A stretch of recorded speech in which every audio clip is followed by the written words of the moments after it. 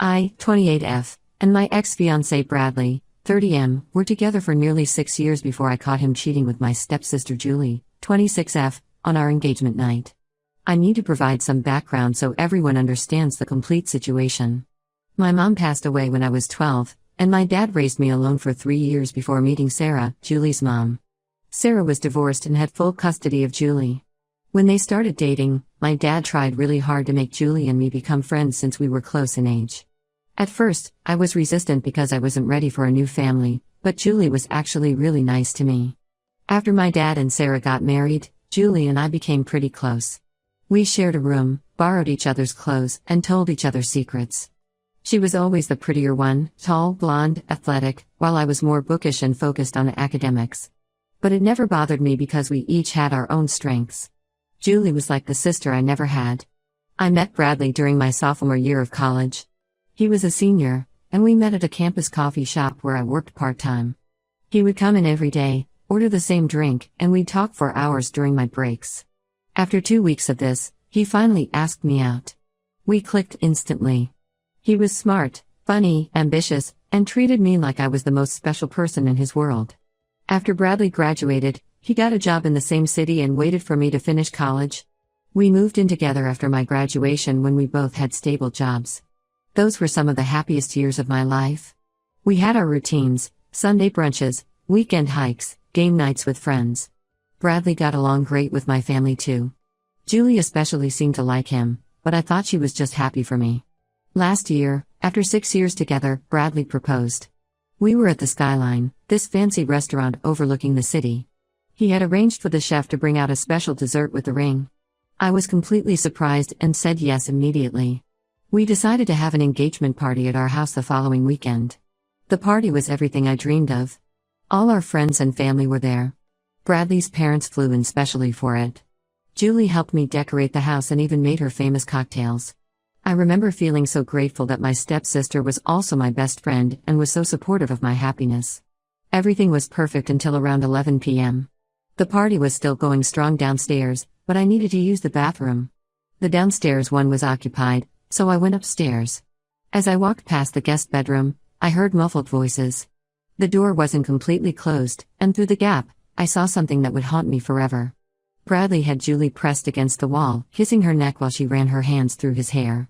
Her dress was pushed up, and his shirt was unbuttoned. They were so lost in each other they didn't even notice me at first. I must have made some sound because Julie suddenly opened her eyes and saw me. She pushed Bradley away, but the damage was done. I ran downstairs, barely able to see through my tears. Bradley came running after me, calling my name. Some guests noticed the commotion, but I couldn't face anyone. I grabbed my purse and car keys and drove away. I could see Bradley in my rearview mirror, standing in the driveway, but I didn't stop.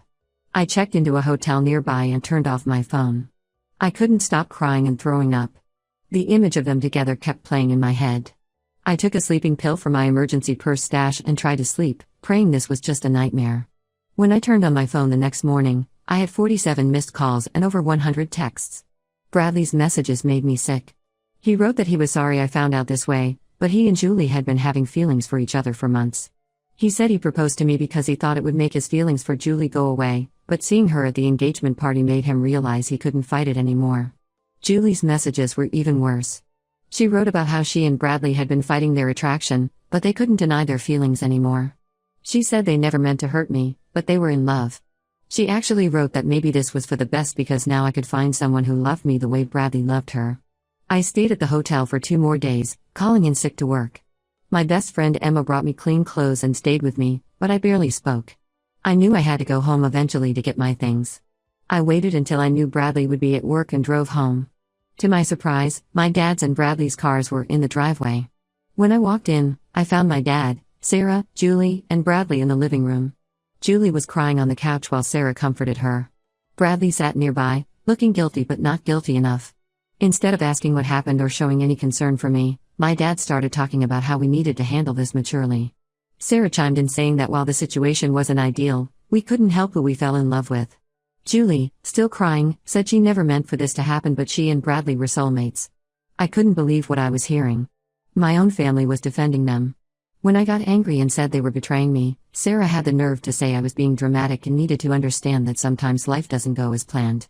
My dad actually suggested that once I calmed down, we could all sit down and figure out how to move forward as a family. That's when I realized I had lost not just my fiancé, but my entire family. They cared more about protecting Julie's feelings than acknowledging how she had destroyed my life. The last straw was when Julie, still sniffling, said she hoped I could forgive her someday because she missed her sister. I went upstairs and packed as much as I could fit in my suitcases and car. As I was leaving, my dad tried to stop me, saying I was overreacting and would regret cutting off my family. I looked him in the eye and told him he had chosen his stepdaughter over his own daughter, and I would never forgive any of them. That was the last time I spoke to them. I blocked their numbers and social media, though I kept my accounts public so they could see I was doing fine without them. Some mutual friends told me Bradley and Julie moved in together within a week and were openly dating. They even kept my engagement ring, which was Bradley's grandmother's ring that she had specifically asked him to give to me. Update 1 first, I want to thank everyone for their supportive comments on my original post. The overwhelming response helped me stay strong in my decision to cut off my toxic family.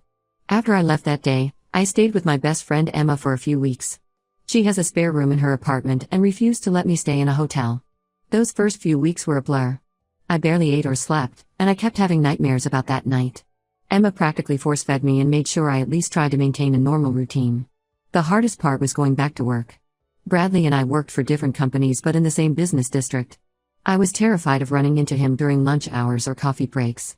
I started taking different routes to work and changed my usual coffee shop. I even started bringing lunch from home to avoid going out. It felt like I was the one hiding when I hadn't done anything wrong. 3 weeks after moving in with Emma, I was scrolling through our company's internal job board when I saw an opening in our London office. They needed someone with exactly my qualifications for a senior position. It felt like a sign. I had always wanted to work abroad, but Bradley had been resistant to the idea because he didn't want to leave his family. Well, that wasn't an issue anymore. I applied immediately and had a video interview the next day. They were impressed with my experience and offered me the position with a significant pay raise. The only catch was they needed me to start within a month. I accepted without hesitation. When I told Emma about my decision to move to London, she cried but said she understood. She helped me plan everything, finding an apartment, arranging for my stuff to be shipped, and even connected me with her cousin who lived in London. The day before I was supposed to leave, Sarah showed up at Emma's apartment. She had gotten the address from a mutual friend who thought she was trying to make amends. Instead, Sarah started berating me for being selfish and running away from my problems. She said Julie was devastated that I was leaving the country without even saying goodbye. I lost it at that point. I told Sarah that Julie didn't get to be devastated after what she did. Sarah then dropped the bomb that Julie and Bradley were already talking about marriage. Apparently, they wanted to wait to announce it until things settled down, but they were sure they were meant to be together. Sarah actually said this was proof that their love was real and not just a fling. Emma, bless her heart, stepped in and asked Sarah to leave before I completely broke down. After she left, I cried for hours.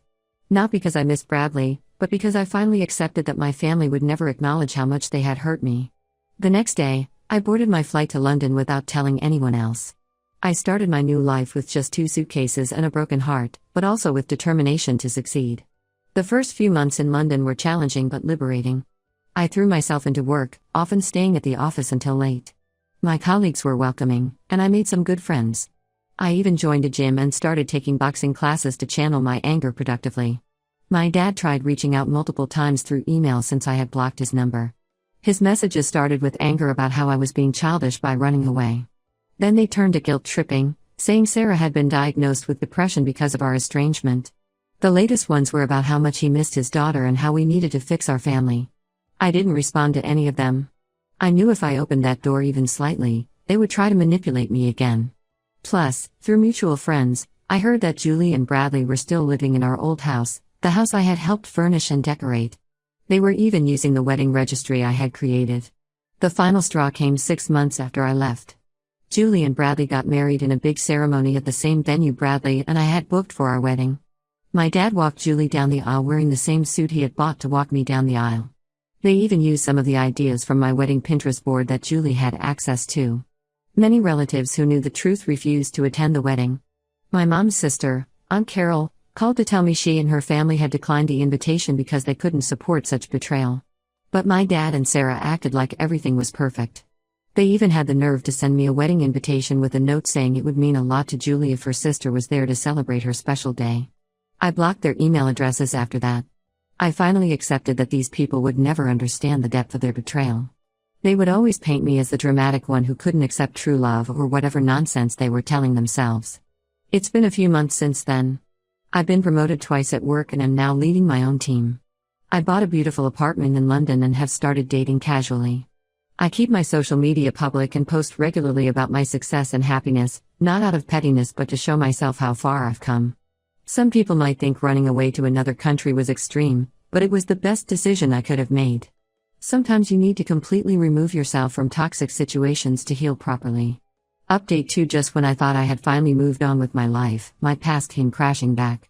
Yesterday morning, while I was having my coffee before work, I received an email from Julie from an address I hadn't blocked. The subject line read, "Please help, urgent family emergency." I almost deleted it without reading, but curiosity got the better of me. The email was long and desperate. Julie wrote that she and Bradley were in serious financial trouble. Apparently, about a year ago, they started a luxury wedding planning business together. Julie had always been good at organizing parties, and Bradley quit his job to handle the business side. According to the email, they invested all their savings and took out several loans to get the business started. They even convinced my dad and Sarah to remortgage their house to help them. For the first few months, everything seemed fine. They got a few clients through their social circle and thought they were on their way to success. But then things started going wrong. A few big clients canceled last minute and demanded their deposits back. Their inexperience led to some major mistakes that resulted in negative reviews. Soon, word spread in their social circle about their unprofessional service. The business started losing money rapidly.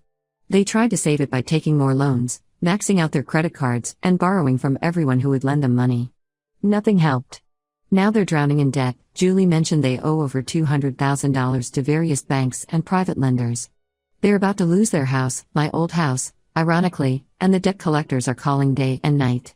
Julie wrote that she knew she had no right to ask me for help after everything that happened, but they desperately needed $50,000 to at least keep the debt collectors at bay while they tried to sell the business. She actually had the audacity to write that this could be my chance to prove I had grown as a person and moved past our unfortunate history. She said helping them now would show that family bonds were stronger than past mistakes. I read the email 3 times, feeling a mix of disbelief and bitter amusement. After I didn't respond for a few hours, Bradley started calling me from different numbers. When I finally answered one, thinking it might be a work call, his voice brought back all the anger I thought I had moved past. Bradley sounded desperate but still managed to be condescending. He said he knew things ended badly between us, but surely I was mature enough now to help family in need. He actually said I owed them this help because Julie was still my sister, regardless of what happened. Then he tried to sweeten the deal by promising they would pay me back double the amount once their business recovered. I laughed and told him that the only thing I owed them was the middle finger. I reminded him how he and Julie had betrayed me, how my family had defended their affair, and how they had used my wedding plans for their own ceremony. Then I hung up and blocked all the new numbers they were using. But they didn't stop there. Julie started emailing me from new addresses every few hours. Each email got more desperate than the last. In one, she claimed debt collectors had threatened them. In another, she said they were surviving on one meal a day. The latest one said they might have to declare bankruptcy if I didn't help. Sarah also tried reaching out through LinkedIn, saying she knew I was doing well financially. Apparently they've been stalking my social media, and begging me to at least talk to Julie. She wrote that Julie was having anxiety attacks about their situation and hadn't slept properly in weeks. I haven't responded to any of them. Part of me feels a twisted satisfaction knowing they're struggling while I'm thriving. The other part is angry that they have the nerve to ask me for help after everything they did. They made their choices 3 years ago when they betrayed me. They chose to start a business they knew nothing about. They chose to take loans they couldn't repay. Now they have to face the consequences of their choices. Some mutual friends have reached out saying I should help because $50,000 isn't much money for me now. I do make a very good salary, and it would be the mature thing to do. But I didn't get where I am by bailing out people who stabbed me in the back. I've blocked all their new contact attempts and I'm documenting everything in case I need legal help to keep them away. They made their bed when they chose to betray me. Now they can lie in it. Update 3. Things have escalated dramatically since my last update. Yesterday morning, my apartment security called to inform me that someone claiming to be my sister was causing a scene in the lobby. I knew immediately it was Julie, though I had no idea how she got my address. When I went down, Julie looked nothing like the polished, perfect sister I remembered. Her designer clothes were replaced with worn-out jeans and a faded sweater. Her perfectly maintained blonde hair was tied in a messy bun, and she looked like she hadn't slept in days. As soon as she saw me, she burst into tears. She fell to her knees in the lobby, creating such a scene that other residents stopped to stare. She begged me to help them, saying they had lost everything. Apparently, the bank had finally foreclosed on their house, and all their possessions had been seized to pay their debts. Julie said they were sleeping on my dad and Sarah's couch because they had nowhere else to go. Their cars had been repossessed, and Bradley's parents had refused to help them anymore. She claimed that debt collectors were threatening legal action, and Bradley was talking about declaring bankruptcy. When I remained unmoved, Julie's tears turned to anger. She started screaming about how petty and vindictive I was being. She actually said I should be over the Bradley thing by now since it had been 3 years. She said I was being cruel by watching my sister suffer when I had the means to help. I called security and had her escorted out. As they were taking her away, she shouted that I would regret being so heartless to family. The whole scene was embarrassing, but it only reinforced my decision not to help them. Later that night, my dad called from a new number. He was crying, something I had never heard before. He said Julie and Bradley were sleeping in his den because all the rooms in his house were filled with the furniture they managed to save from their house. He said they could barely afford to eat, and Bradley was working at a local bar to make ends meet. Then he tried to guilt-trip me by saying this wasn't how he raised me. He said my mom would be disappointed to see me being so cruel to family. That was the last straw. I reminded him how he had chosen Julie over me when she betrayed me. I told him he lost the right to talk about my mom or how I was raised when he defended the people who hurt me most. Before hanging up, he said something that actually made me laugh. He claimed that by helping Julie and Bradley, I could get closure, and we could all be a family again. As if I would want to be part of a family that thought betrayal was acceptable as long as it was done out of love. I've already contacted a lawyer about getting a restraining order against Julie. I'm also looking into moving to a more secure apartment building with better security. Some colleagues suggested I transfer to our Singapore office for a while until things calm down, and I'm seriously considering it. Sarah has been posting vague, guilt-tripping messages on Facebook about how money changes people and makes them forget their family. Several relatives have reached out saying I should help because family is family. But these are the same people who attended Julie and Bradley's wedding without a second thought about how it would hurt me. I've worked hard to build my life and success. I refuse to let these people guilt me into bailing them out of their bad decisions. They chose each other over me 3 years ago. Now they can face the consequences of their choices together.